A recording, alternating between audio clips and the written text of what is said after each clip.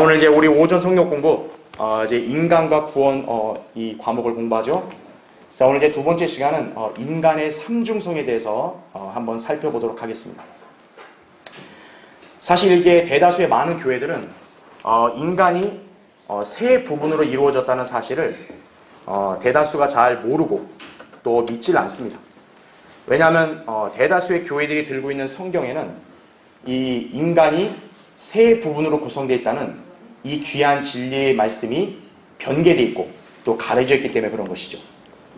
그런 상태에서 너무나 오랫도록 고착화되다 보니까 소위 오늘날 대다수의 교회들은 이분법을 가르칩니다.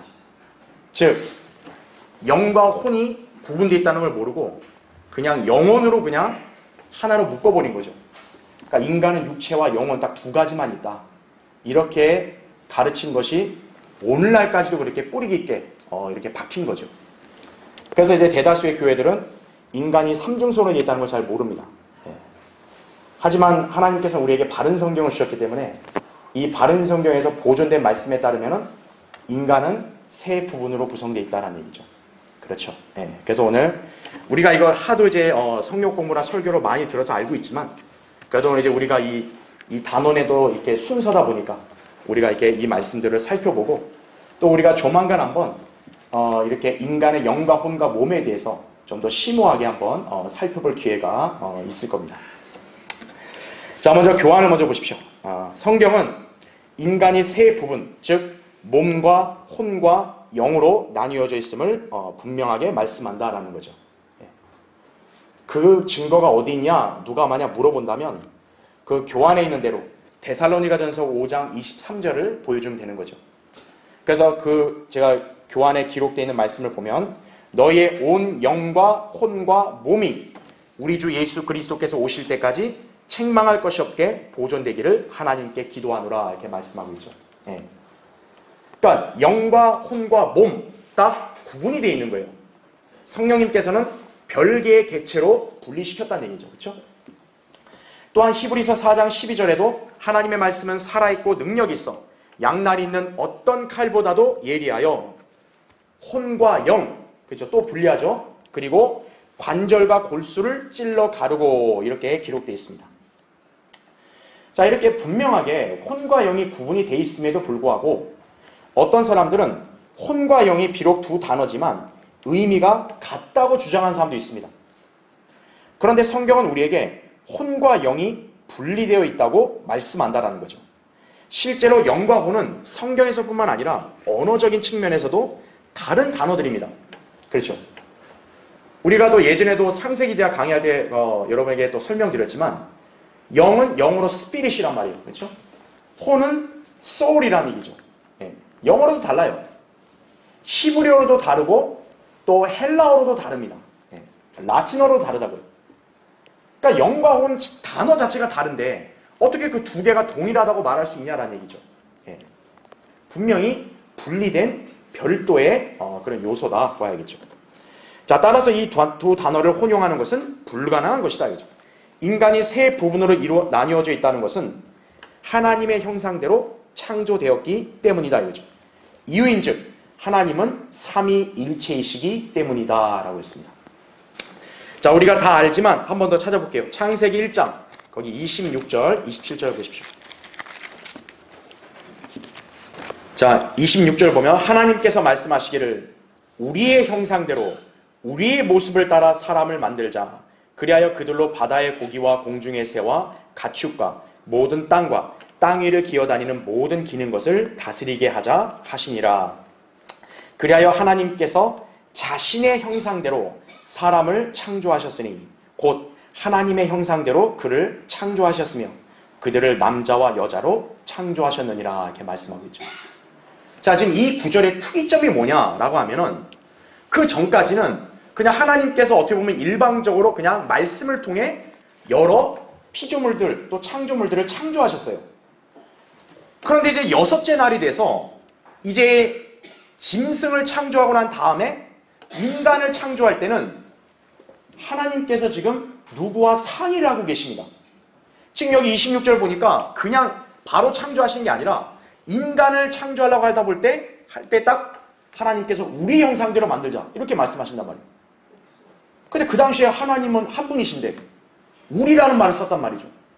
그럼 하나님이 누구와 상의했느냐? 바로 삼위일체 하나님을 가리키는 거죠. 예. 그러니까 하나님은 한 분이시지만 한 분 안에 세 분의 위격이 계시기 때문에 그분들이 창조 사역에 같이 관여하셨으니까 인간을 창조할 때 다시 한 번 더 상의하고 창조하신 거죠. 인간은 우리의 형상대로 창조하자 이거죠. 예. 그래서 여기서 하나님께서 자신의 형상대로 라고 얘기했을 때는 하나님의 형상, 즉 신격, 삼위일체를 뜻한다. 이렇게 여러분 이해하시면 되는 거죠. 자, 그래서 하나님의 형상이 뭐냐? 일반 교회나 어떤 신학교들은요, 이거를 이렇게 주장하는 사람들이 있어요. 하나님의 형상이 뭐냐면 인간의 도덕적인 성품이 하나님을 닮고 태어났다. 이렇게 얘기한다고요. 그거는 철학적인 사상에 영향받아서 그렇게 잘못 얘기하고 있는 거예요. 예. 자, 성경에서 하나님의 형상은 누구를 가리킨다고 말씀하십니까? 예수 그리스도를 가리킨다고 말씀했어요. 히브리서 1장 3절에도 예수 그리스도는 하나님의 인격의 정확한 형상이라고 말하고 있습니다. 그렇죠. 그리고 한번 찾아볼게요. 여러분 골로새서 한번 보세요. 골로새서 2장. 자, 골로새서 2장 거기 9절을 보면요. 자, 이제 예수 그리스도에 대해서 이렇게 설명을 하고 있습니다. 거기 9절을 보면 그분 안에는, 자, 거기 잘 표시해 두세요. 신격의 모든 충만함이, 자, 어떻게 거하신대요? 몸의 형태로 거하시나니 이렇게 말씀하고 있습니다. 자, 한번 여기 칠판에다 설명을 드리면요.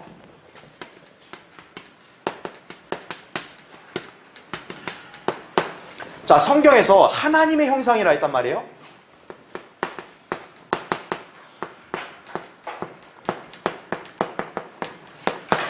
자, 하나님의 형상이라고 하면서 또 어떤 말이 있냐? 신격이란 말도 있습니다. 그렇죠? 신격. 그래서 이 신격은 바로 뭐하고 같이 쓸 수 있냐? 바로 삼위일체를 가리키는 거죠. 그렇죠? 그런데 우리가 알아야 될 게 뭐냐면 이 신격이나 삼위일체가 몸의 형태로 한 분에게 다 있다라고 말씀합니다. 그렇죠? 예. 즉, 이 신격이나 삼위일체가 뭐냐면 이게 한 인격을 지닌 분 안에 계신다라고 말씀하고 있는 거예요. 그래서 우리가 알아야 될 게 뭐냐면 이 신격과 삼위일체가 딱 이렇게 우리의 눈에 보이도록 나타나신 분이 바로 누구라는 거죠? 예수 그리스도. 정확히 얘기하면 주 예수 그리스도인 거예요. 그렇죠. 그래서 지금 골로새서 2장 9절의 말씀의 요지가 뭐냐면 예수 그리스도, 주 예수 그리스도 안에 신격의 모든 충만함이 있고 그 신격이 지금 어떤 형태로 거한다고 나와요? 몸의 형태로. 그래서 이 삼위일체가 바로 한 인격을 지닌 분 안에서 이렇게 실현이 된 거죠. 예.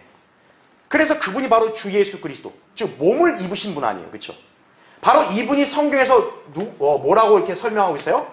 하나님의 형상이라고 설명하고 있다는 거죠. 예. 우리가 보통 형상하면 눈에 보이는 걸 말하잖아요. 그렇죠? 근데 하나님은 한 영이시기 때문에 보이지 않는단 말이에요. 근데 하나님의 형상이라 했을 때는 보이지 않는 하나님이 눈에 보이도록 나타난 게 바로 형상이겠죠. 그래서 하나님의 형상이 바로 주 예수 그리스도, 그분 안에 신격 삼위일체가 있다는 거죠. 바로 이게 창세기 1장에서 말한 뭡니까? 하나님께서 우리의 형상대로 만들자 했을 때 그 의미가 바로 이건 거예요. 우리의 형상대로. 다시 말해서 인간이 하나님의 형상대로 창조되었다는 말은 무슨 뜻인 거예요? 주 예수 그리스도처럼 바로 삼위일체가 하나님이 인격을 가지신 분이 한 몸 안에서 실현이 됐잖아요. 바로 그것처럼 인간이 하나님 형상대로 창조했다는 것은 인간이 하나님처럼 몸과 혼과 영으로 구성이 된 삼중성의 한 인격을 가진 존재로 됐다는 말을 가리키는 거예요. 예. 그러니까 이거를 갖다가 뭐 혼란스럽게 생각하거나 뭐 어렵게 생각할 거 없어요. 인간이 하나님 형상대로 창조됐다. 바로 하나님은 신격, 삼위일체가 몸의 형태로 나타나셨잖아요. 바로 세 인격이 한 몸 안에서 실현됐잖아요. 그렇죠.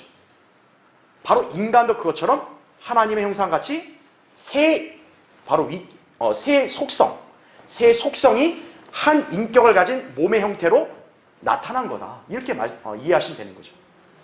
그래서 바로 이게 바로 뭐냐면 인간이 하나님 형상대로 창조했다는 것은 곧 인간의 삼중성을 가리킨다라는 거죠. 인간의 삼중성. 어떻게 보면 속성이 있다는 거죠. 바로 몸과 혼과 영. 즉 하나님도 몸과 혼과 영, 각각의 위격을 가진 그 신격의 충만함이 한 몸 안에서 실현되는 것처럼 바로 그걸 가리키는 거죠. 인간의 삼중성을 가리킨다는 얘기죠. 그러니까 영혼이라 묶으면 돼요, 안 돼요? 안 된다라는 거예요. 하나님께서 자신의 형상대로 창조했다고 했기 때문에 인간은 영혼, 육체, 이분법이 아니라 삼중성으로 돼 있다라고 해야지 성경적으로 일치가 된다는 것이. 그렇죠? 예. 그걸 여러분 잘 기억하시면 됩니다. 자, 이제 우리는 성경을 통해서 하나님의 형상대로 창조된 인간의 삼중성을 구체적으로 한번 살펴보겠습니다. 자, 먼저 첫 번째, 인간의 기원을 볼게요. 자, 그 밑에 1번, 태초부터 계신 영원하신 하나님께서는 창조 6째 날에 인간을 창조하셨다. 이때 하나님께서는 자신의 형상대로 사람을 창조하셨다. 아까 설명드렸죠? 그래서 밑에 2번 보세요.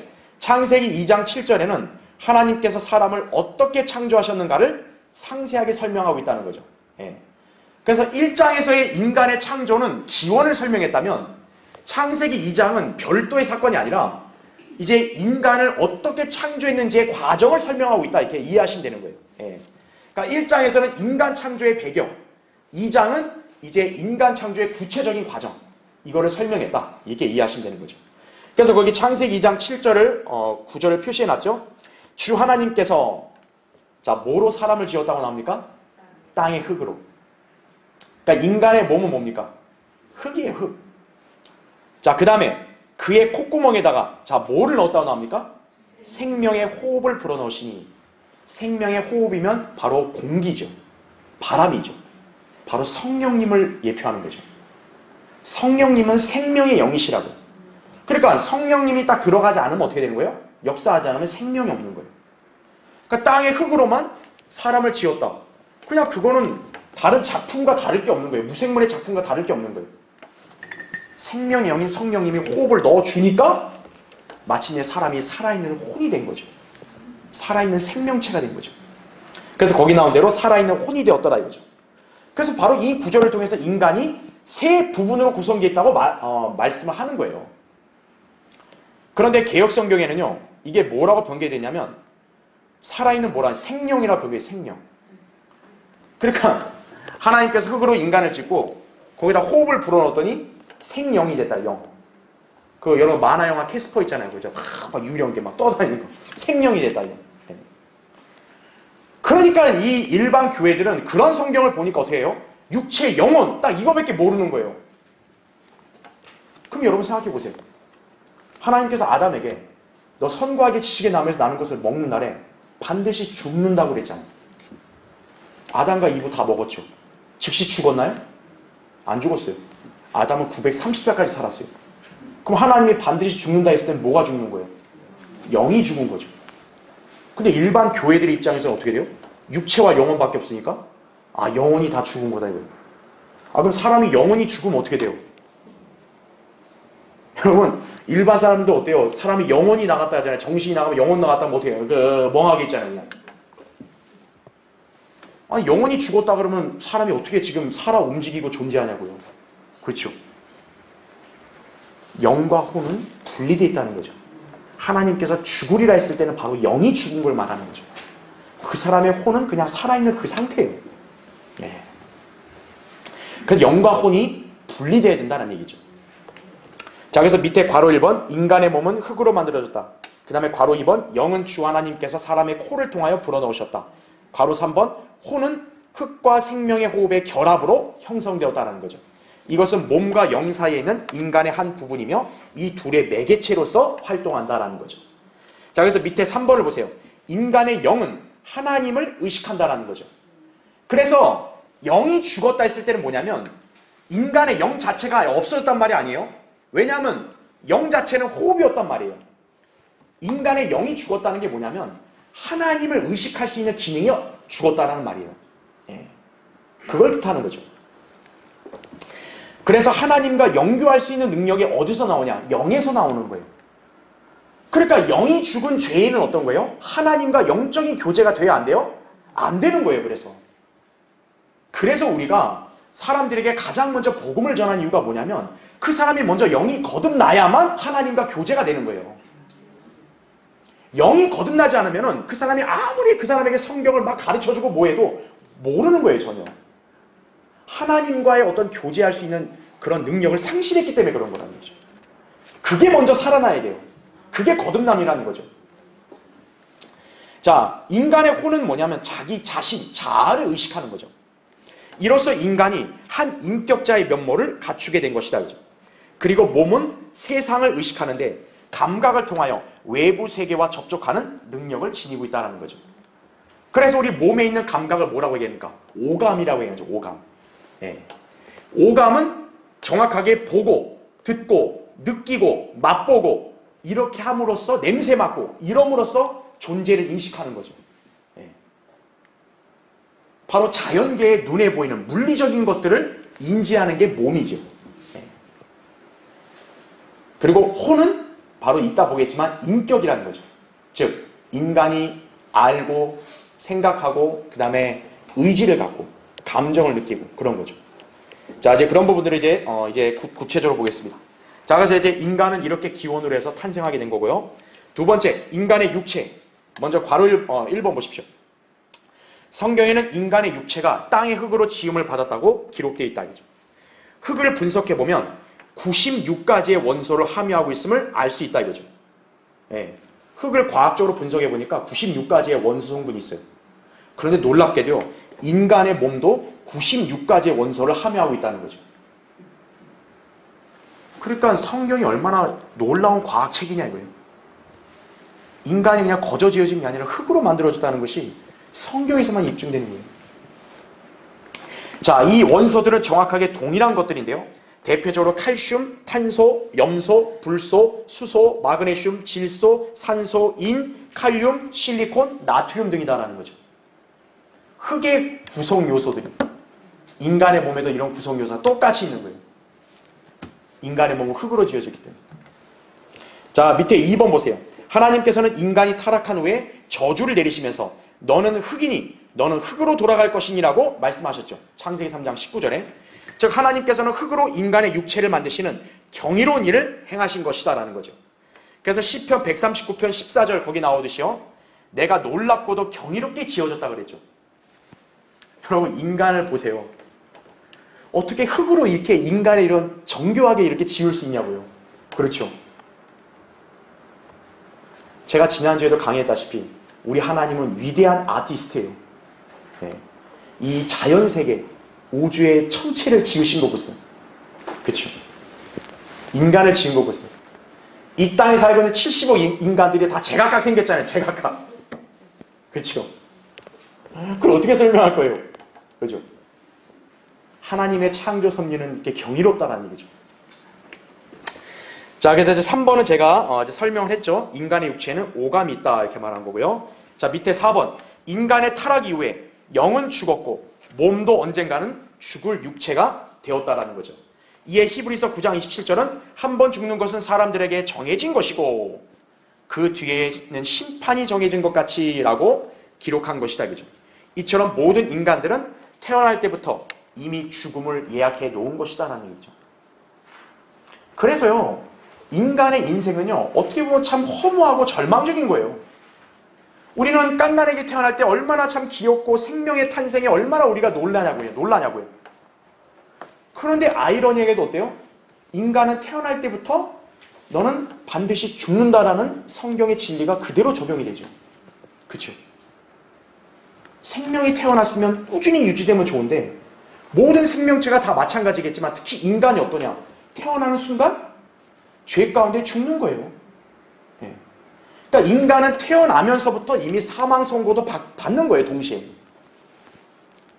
참 너무나 허무하지 않나요? 그렇죠? 예. 그것이 바로 인생이라 이거죠. 그렇죠? 자, 이제 그 다음 페이지 보십시오. 예. 자, 이제 세 번째.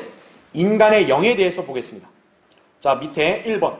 하나님께서 아담을 창조하실 때 주신 생명의 호흡은 자, 영으로서 하나님과 영교하는 능력인 하나님에 관한 의식을 주셨다라는 거죠. 그래서 영은 몸이나 혼보다 한층 더 깊은 층에 속하며 그 자체의 고차원적인 감각과 역량이 하나님과 직관으로 관계를 맺는 것을 가능하게 한다라는 얘기죠. 그렇죠? 그래서 이제 영에는 어떤 능력이 있냐? 영은 첫 번째로 일단 영교라고 아까 했죠. 영이신 하나님과 이렇게 교제하고 의식할 수 있는 능력이 있는 거고, 또 한 가지는 뭐냐? 인간의 영은 직관이라는 게 있습니다. 직관은 뭐냐면 아까 제가 오감으로 눈에 보이는 그런 어떤 자연계나 여러 가지 현상들을 인지하는 거잖아요. 그것이 아니라 그걸 초월해서 보이지 않는 것을 때로는 이렇게 예측하고 맞힐 수 있는 게 있는 거죠. 그게 이제 직관력인 거죠. 네. 그러니까 영이 좀 발달된 사람들은 직관력이 좀 이렇게 뛰어난 거죠. 근데 이제 세상 사람들은 이제 성경을 모르니까 그걸 뭐라고 얘기하냐? 육감이라 얘기해요, 육감. 그러니까 여러분, 육감이 뭐냐면 이제 우리가 오감이잖아요, 오감. 이 오감이 다 아까 얘기한 대로 느끼고 보고 듣고 냄새 맡고 맛보고 아는 거잖아요.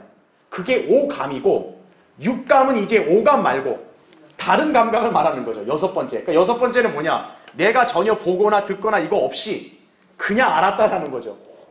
그래서 세상 사람들이 그걸 육감이라 하잖아요, 육감. 그러니까 성경을 모르니까 그런 얘기 하는 거예요. 육감이 아니라 그게 이제 직관이죠, 직관. 바로 인간에게 영이라는 그런 존재가 있기 때문에 때론 직관력이라는 게 있는 거죠. 예. 근데 이제 그거는 또 맞을 수도 있고 틀릴 수도 있는 거죠. 왜냐면 인간은 불완전하니까. 그렇죠? 예. 자, 그래서 이제 인간의 영에는 그런 능력이 있다라는 것이고요. 그 다음에 밑에 2번을 보세요.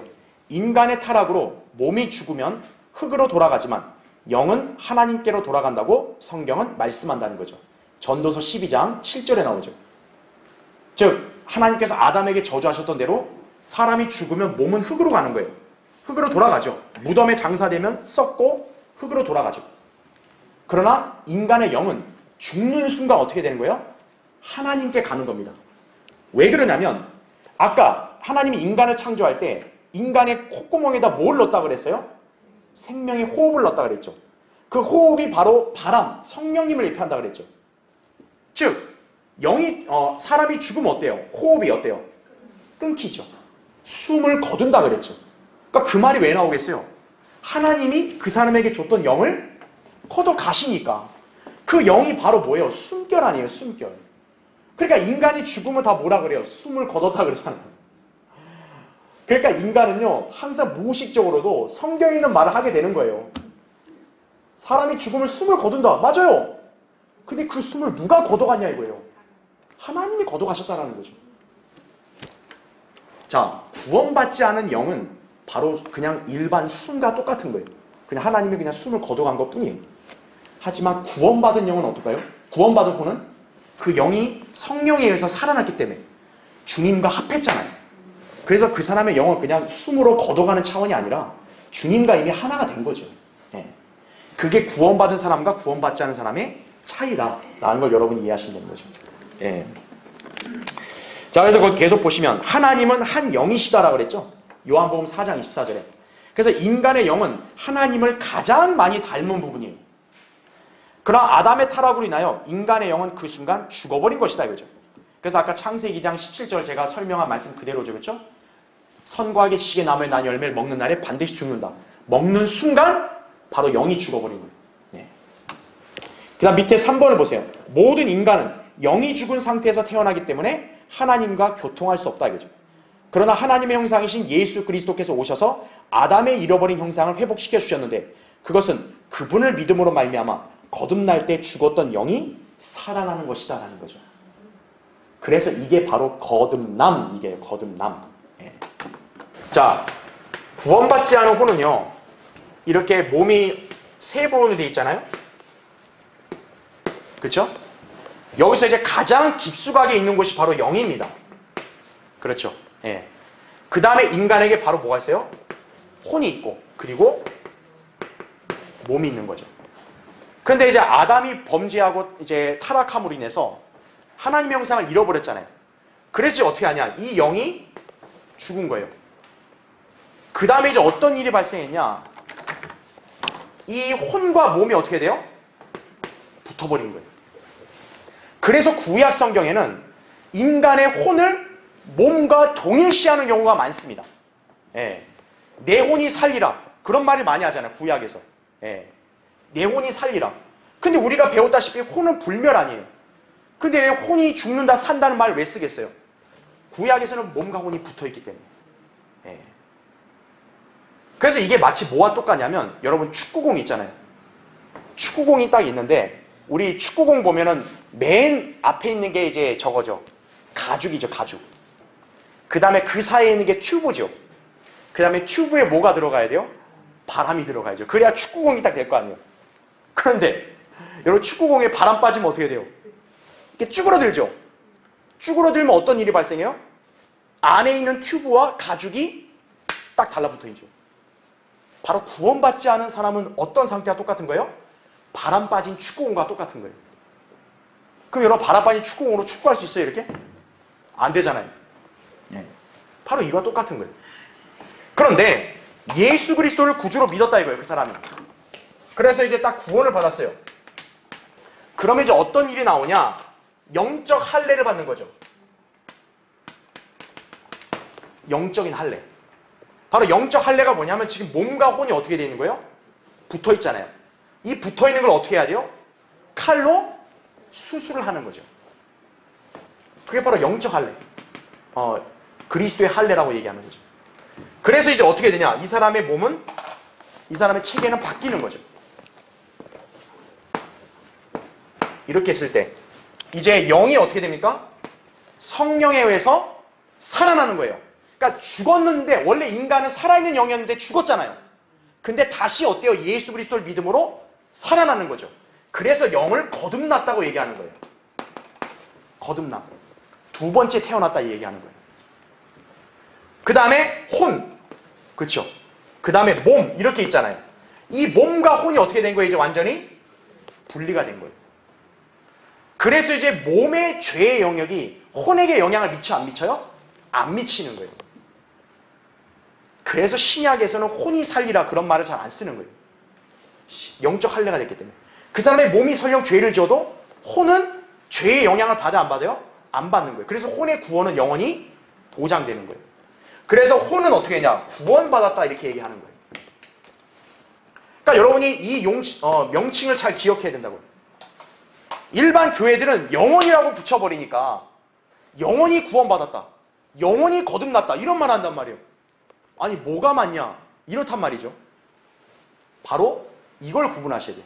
영은 거듭난 거예요. 왜? 죽어 있었다가 살아난 거니까. 몸이 먼저 태어났고 영은 죽어 있었는데 다시 영이 태어났잖아요. 두 번째 태어난 거죠. 거듭남. 그 다음에 혼은 구원을 받은 거죠. 왜요? 혼은 불멸인데 지옥으로 가야 되는 거를 예수 그리스도의 피로 죄 사함 받으니까 지옥으로부터 구원받은 거죠.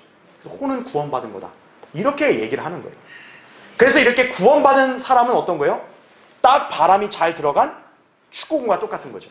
그래서 몸과 혼이 어떻게 된 거예요? 느슨하게 된 거예요. 그러니까 타락하기 전에 아담도 어떤 거예요? 바로 이런 상태인 거죠. 주 예수 그리스도의 형상도 몸, 혼, 영 딱 구분이 되고 완벽한 존재인데, 그렇죠? 아담은 타락해서 범죄해가지고 결국 이렇게 변질되고 우리 인간이 이렇게 변질된 거죠. 그래서 지금은 바람 빠지고 딱 이렇게 튜브와 가죽이 붙어버린 축구공처럼 거듭나지 않은 인간들은 다 그와 똑같은 것이. 그러니까 하나님 보시기에는 아무런 기능이 안 되는 거예요. 이 사람에게 필요한 거 오직 한 가지밖에 없어요. 예수 그리스도를 믿고 빨리 구원받는 것밖에는 답이 없는 거예요. 그래야 이제 하나님과 뭔가 어떤 관계가 형성이 되고 하나님 안에서 뭔가 인생을 새롭게 출발할 수 있는 거예요. 이 상태로는 아무것도 안 되는 거예요. 축구를 하려면 공이 일단 어때야 돼요? 공이 좀 멀쩡해야죠. 바람 빠진 걸로 어떻게 축구를 해요? 먼저 바람을 놓고 공이 제대로 돼야지 축구를 하든 말든 할 거 아니겠어요? 하나님이 인간을 보실 때 바로 그와 똑같다는 얘기죠. 네. 자, 이렇게 여러분이 이해하시면 됩니다. 그러므로 구원받은 사람들만이 하나님과 영으로 교제할 수 있으며 참된 경배를 드릴 수 있는 것이다. 요한복음 4장 24절에. 그래서 영과 진리로 경배드려야만 한다 그랬잖아요. 영이 뭐냐면 바로 성령으로 거듭난 것을 말하는 거예요. 그러니까 성령으로 거듭나지 않은 사람은 하나님 아버지께 참다운 경배를 드릴 수 있어요? 없어요? 없는 거예요. 그래서 일반 교회들이 쓰는 성경에는 뭐라고 되어 있냐면 신령과 진정이라는 거예요. 신령과 진정. 바로 뭐냐면 정성. 그 신령과 진정이 뭐냐면 옛날에 우리 어머님 정화 쏟아놓고 비나이다 비나이다 내 정성을 기뻐 받으시오. 그러면 하늘도 감동한다 그러잖아요. 지성이면 감천이다. 그게 신령과 진정이에요. 그러니까 오늘날 대다수의 교회들이 바로 어떻게 한 거예요? 그렇게 하나님 앞에 예배 드린다고 다 모인 거예요. 전부 다. 기원이 뭐냐? 카인의 종교예요. 바로 카인의 종교. 카인이 바로 어때요? 정성. 땀을 흘리고 정성을 다해서 내가 하나님 앞에 이렇게 바쳤으니까 하나님은 당연히 인정해 주셔야죠. 카인의 종교인 거예요. 카인의 종교를 하고 있는 거예요. 이 나라 교회들이. 그러나 우리는 아벨의 신앙을 따르는 사람들이죠. 우린 예수 그리스도의 피로 구속받아 영이 거듭나서 영이신 하나님 앞에 영과 진리로 경배드리죠. 네. 살아있는 경배. 하나님이 기뻐 받으시는 경배를 드리는 거예요. 그렇죠? 예. 자, 네 번째 보겠습니다. 인간의 혼. 자, 밑에 1번 보시면 혼은 자아의식으로 각 개인의 생명, 인격 자체를 나타낸다 이거죠. 성경은 슬픈 혼, 피곤한 혼, 갈급한 혼, 근심하는 혼, 사랑하는 혼, 뭐 이런 식으로 다 언급을 하고 있다는 거죠. 그러니까 하나님의 관점에서 어떤 한 사람의 인간 자체, 그 사람의 실제를 말할 때는 혼을 가리키는 거예요.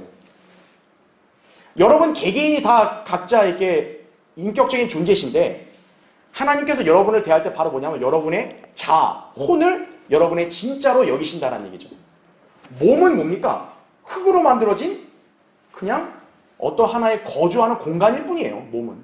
예. 그래서 육신의 장막이라 그러잖아요. 성경에서. 예.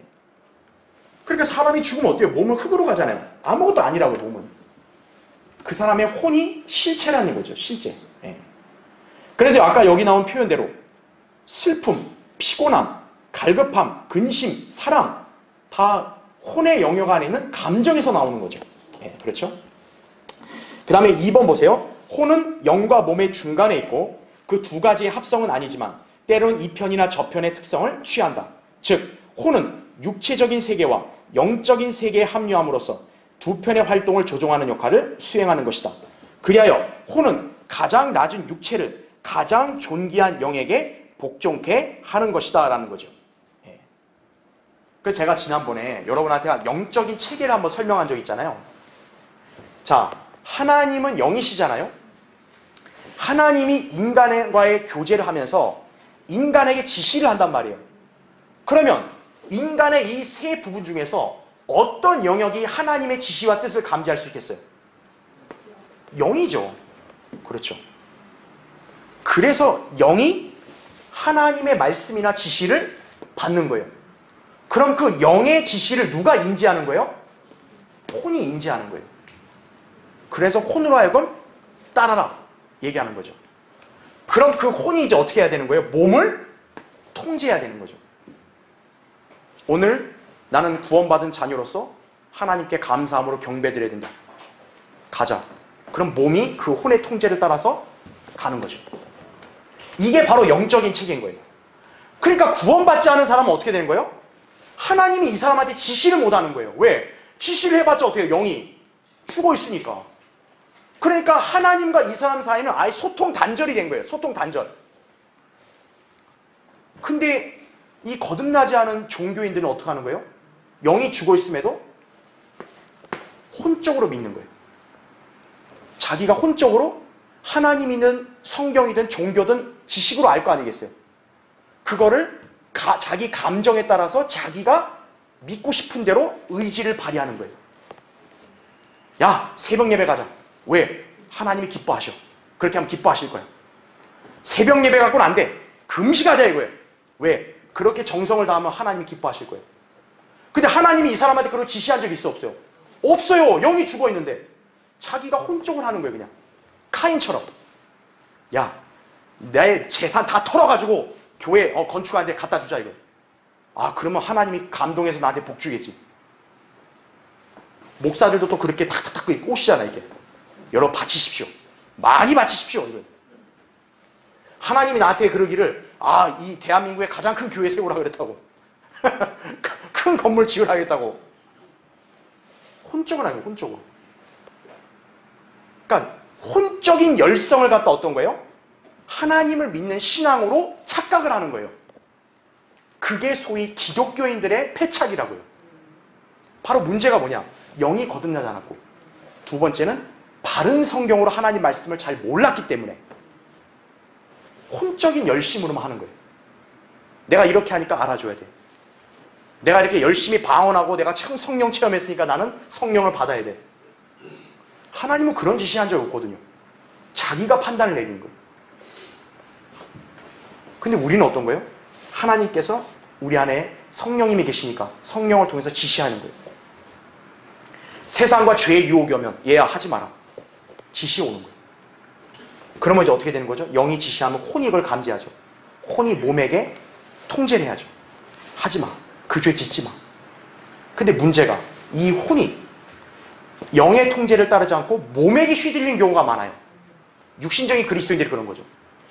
주님과 하나가 돼서 교제하고 이렇게 가는데 영적인 사람은, 육신적인 사람은 그게 아니라 몸하고 가까운 거예요. 그러니까 그 사람은 어떤 거예요? 영의 통제를 무시하는 거예요. 에이, 어떻게 그렇게 살아? 그냥 나 좋은 대로 살고 싶어. 몸을 따라서 세상 지향적으로 사는 거예요. 그러니까 하나님의 통제를 거부하는 거죠, 그 사람은. 그러니까 혼이 중요하다 이거죠. 그래서 이제 제가 다음 시간에도 강의하겠지만 오늘 시간 없어서 결론만 말씀드리면, 우리 인간에게 뭐가 있다 그래요? 마음이 있다 그러죠, 마음. 여러분 이제 마음이 이제 영어로 이제 하트잖아요. 그러면 질문해 볼게요. 이 마음이 이 세 영역 중에 어디에 있을까요? 이 마음은 바로 혼에게 있는 거예요, 혼. 예. 그래서 하나님께서 그러잖아요. 네 마음을 내게 주라 그러잖아요. 마음을. 그리고 그러잖아요. 마음을 다하여 주님을 사랑하라 얘기하죠.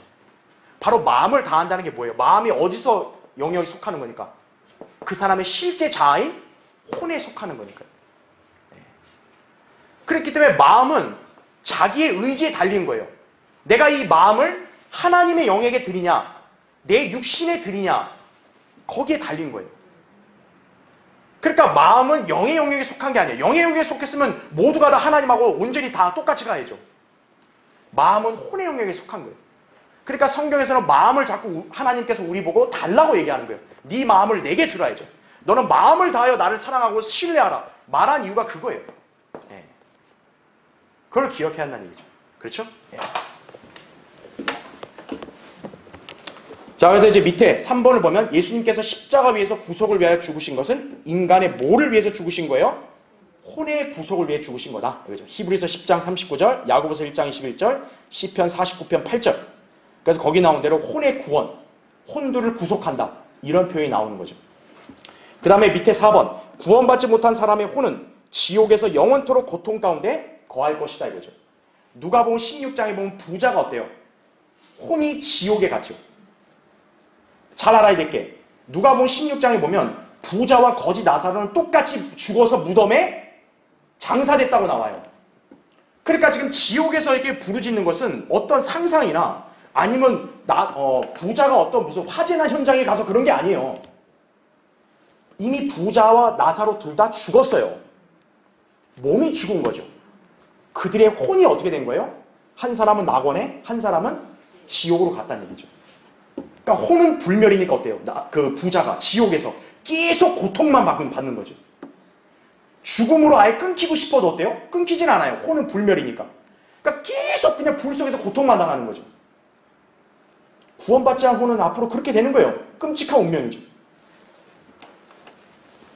자, 그럼에도 불구하고 인간들은 자신의 혼을 쾌락의 순간을 위한 놀이개감으로 취급한다는 거죠. 실제로 대환란 때에는요, 사람의 혼이 거래되는 물품으로 취급을 받게 될 것이에요. 계시록 18장 12, 13절 보면 대환란 때 상품들의 목록에 마지막에 뭐가 나오냐? 사람들의 혼들이 나와요. 혼들. 여러분, 혼이 얼마나 귀해요? 근데 대환란 때는 어때요? 혼을 그냥 돈과 같은 물을 취급하는 거예요. 그건 사실 오늘날도 지금 이 성향이 만연해 있죠. 사실은. 대환란 때는 아예 절정에 달할 거란 얘기죠.